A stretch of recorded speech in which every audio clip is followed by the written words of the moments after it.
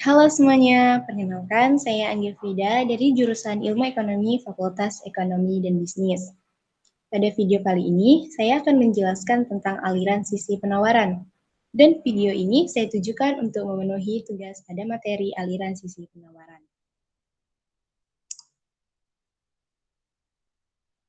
Aliran sisi penawaran percaya bahwa pemotongan pajak tidak akan menyebabkan berkurangnya produksi nasional, tetapi justru akan meningkatkannya. Aliran sisi penawaran ini juga percaya bahwa program pemotongan pajak akan menguntungkan semua pihak dan pekerja memperoleh pendapatan sesudah pajak yang lebih tinggi.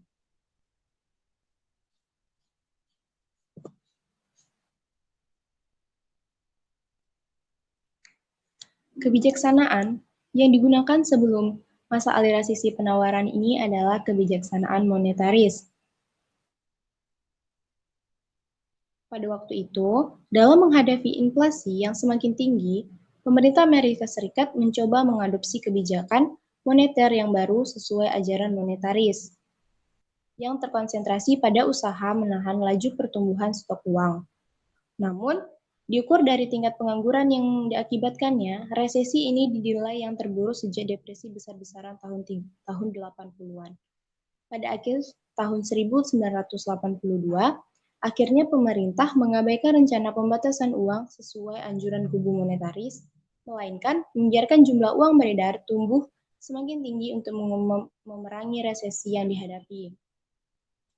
Aliran monetaris ini memang berhasil meyakinkan orang bahwa stok uang sangat erat kaitannya dengan aktivitas ekonomi, namun tidak lagi pada masa itu. Kebijaksanaan monetaris ini memang lahir di Amerika Serikat, namun negara yang melaksanakan kebijaksanaan sesuai dengan resep monetaris ini bukanlah pemerintah Amerika Serikat, melainkan pemerintah Thatcher di Inggris. Nah, resesi yang terjadi di tahun 80-an ini disebut itu overheating. Apa itu overheating? Overheating adalah kondisi perekonomian yang tumbuh positif namun dibarengi dengan tingkat inflasi yang tinggi, utamanya akibat kenaikan daya beli. Pada kejadian ini, kenaikan daya beli yaitu contohnya adalah naiknya harga minyak dunia. Lalu tokoh-tokoh aliran sisi penawaran. Aliran sisi penawaran ini dia ada 4 tokoh di dalamnya yang mempelopori aliran sisi penawaran ini. Yang pertama ada Martin Feldstein, lalu Michael Boskin, yang ketiga Arthur Laffer, dan yang keempat adalah George Gilder.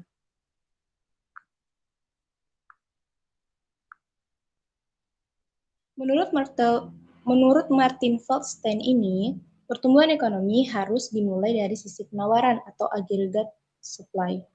Selama ini, konsep pertumbuhan ekonomi yang dikembangkan terlalu berorientasi pada pengelolaan permintaan agregat.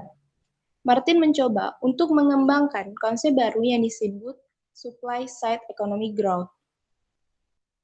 Martin mengusulkan penekanan yang lebih besar terhadap faktor-faktor yang akan menaikkan pertumbuhan autopotensial di dunia, seperti menaikkan tabungan dan investasi, memperbaiki peraturan dan pengurangan pajak.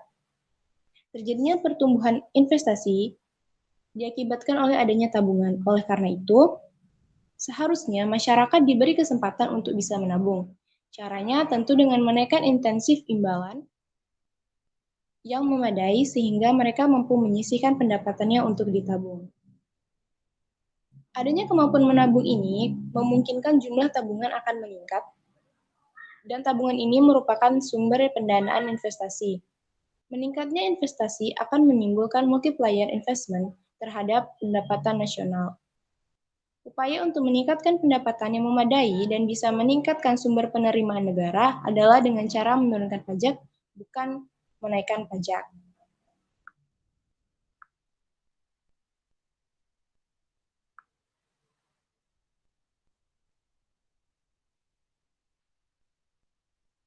Si Arthur Laffer ini berpendapat juga bahwa pajak perlu diturunkan.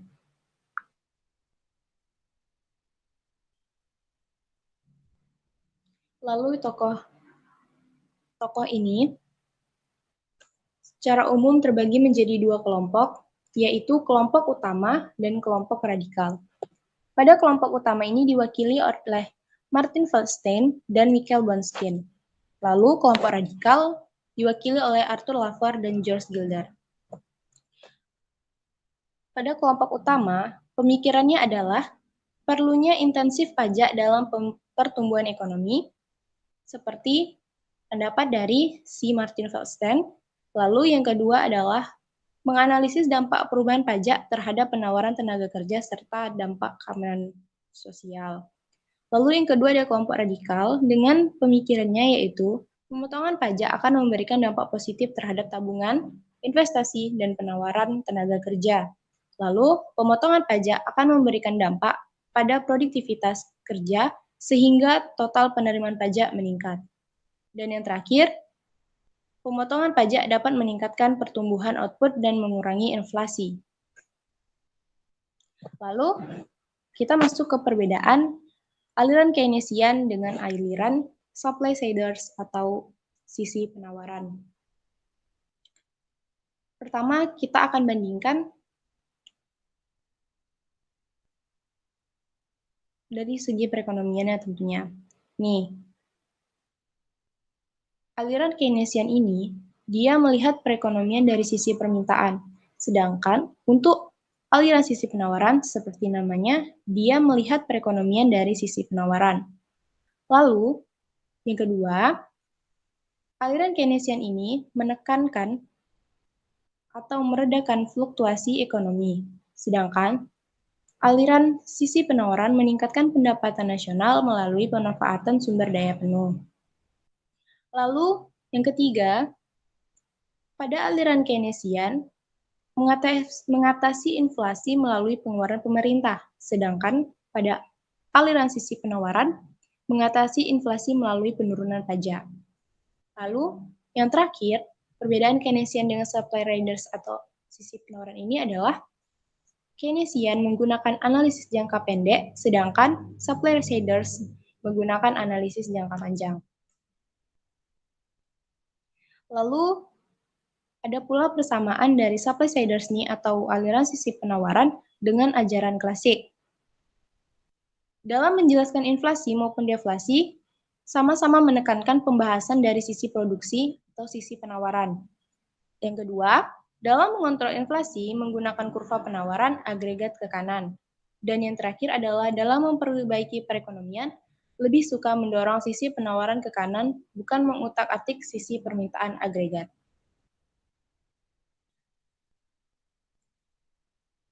Itulah tadi yang dapat saya jelaskan tentang aliran sisi penawaran. Terima kasih sudah menonton video saya. See you.